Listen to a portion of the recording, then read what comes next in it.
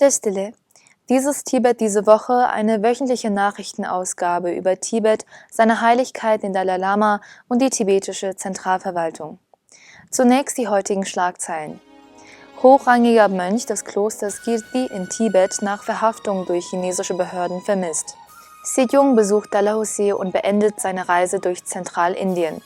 Galön Nozindema spricht an der Universität von Tarapacá in Chile über Tibet. Galön Changna Talumdema nimmt an der Gründungsfeier des Sada College teil. Neuer tibetischer Justizkommissar vereidigt. Vertreter Dr. Cheon Yabo Arya trifft Tibet-Unterstützer in Hokkaido. Wöchentlicher Ausblick. Feierlichkeiten zum Jahr der Barmherzigkeit.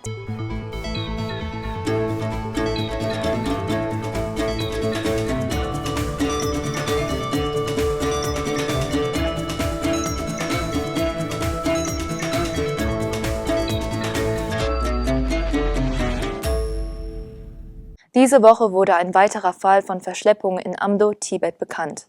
Ein hochrangiger Mönch des Klosters Kirti in Tibet ist verschwunden, nachdem er von den chinesischen Behörden verschleppt worden war. Der Bericht, der gestern bekannt wurde, besagt, dass es 8 Monate her ist, seit die chinesischen Behörden einen hochrangigen Mönchen und Lehrer des Klosters Geshikunchu Choda aus seinem Kloster verschleppt haben und dass bis heute keine Nachrichten über seinen Zustand oder seinen Verbleib vorliegen. Geshikunchu Choda wurde im Dezember 2024 willkürlich von der Polizei des Bezirks Sangchu festgenommen. Quellen berichten, dass die Polizei sein Zimmer durchsucht und mehrere Aufzeichnungen von akademischen Treffen sowie andere persönliche Gegenstände beschlagnahmt haben.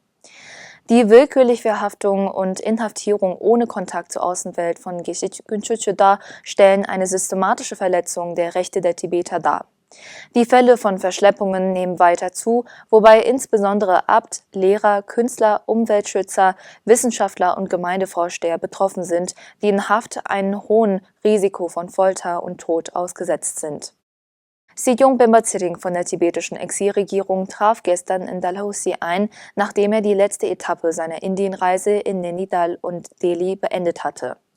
In Nainital und Delhi besuchte Sejong tibetische Märkte, Klöster, ein Gesundheitszentrum, eine Schule, das Büro der tibetischen Siedlung und regionale Unternehmenszentren sowie das tibetische Aufnahmezentrum in Delhi.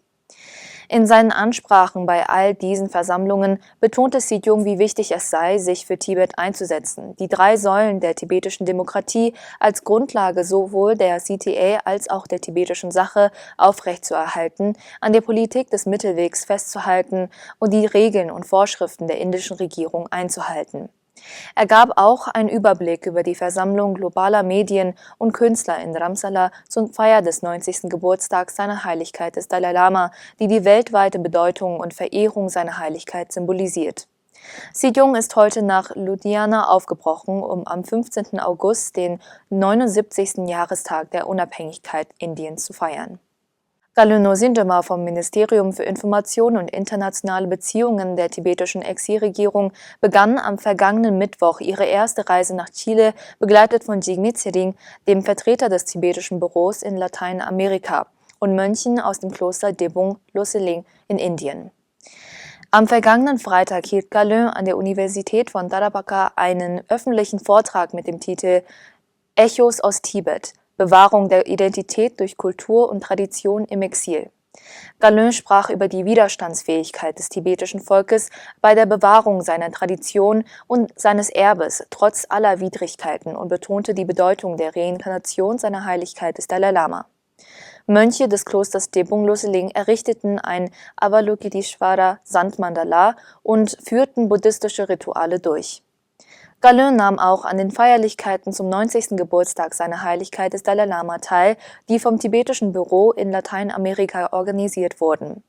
Dort sprach sie über die 4 Hauptverpflichtungen seiner Heiligkeit, den chinesisch-tibetischen Konflikt und die zunehmende Einmischung Chinas in die Reinkarnationsfrage seiner Heiligkeit des Dalai Lama. Um die Tibet-Frage weiter voranzubringen, besuchte Galön auch Valparaiso, die legislative Hauptstadt Chiles, und traf sich mit den chilenischen Parlamentariern der Tibet-Freunde unter der Leitung von Vlado Mirosevic Verdugo, dem Leiter der Mission des Wirtschafts- und Kulturbüros in Santiago, Liu Yuqi, und mehreren chilenischen Parlamentariern. Gestern nahm Galön Changra Thalamdöma an der Feier zum 27. Jahrestag der Gründung und der Abschlussfeier des Sada College for Higher Tibetan Studies teil. Bei der Feier betonte Galön Changra Thalamdöma, wie wichtig es für die tibetischen Jugendlichen im Exil ist, die tibetische Sprache und Kultur zu pflegen. Galön wies auf die Unfreiheit in Tibet und Chinas gezielte Versuche hin, die tibetische Identität und Sprache auszulöschen.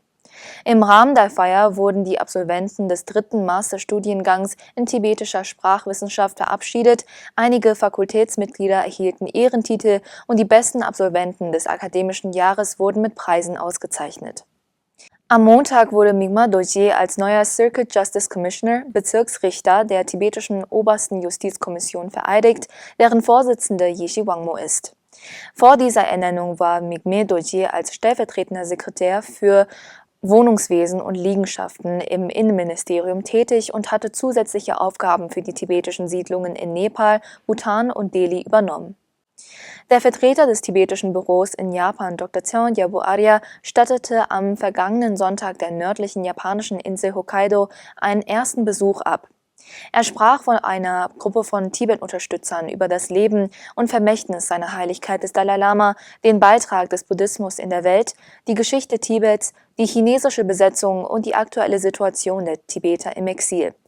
Auf Einladung des Bürgermeisters von Shimizu, Herrn Tsuji Yasuhiro, besuchte Vertreter Dr. Arya die Tokachi Shimizu Farmen und informierte sich über die landwirtschaftlichen Aktivitäten der Stadtverwaltung. Außerdem besuchte er die Hokkaido-Niederlassung des Narita Sanshin-Shoji-Tempels in der Hauptstadt Sapporo.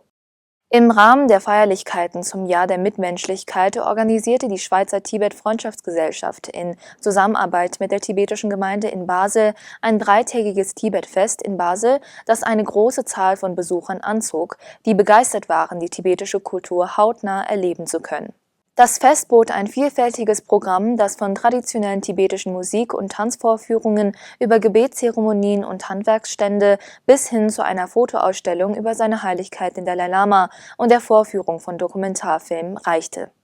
In Indien organisierte die tibetische Siedlung Bhutan Choesum eine 3-tägige Vortragsreihe über die 4 Grundverpflichtungen seiner Heiligkeit des Dalai Lama in verschiedenen Colleges und Institutionen in Bhutan Sahib.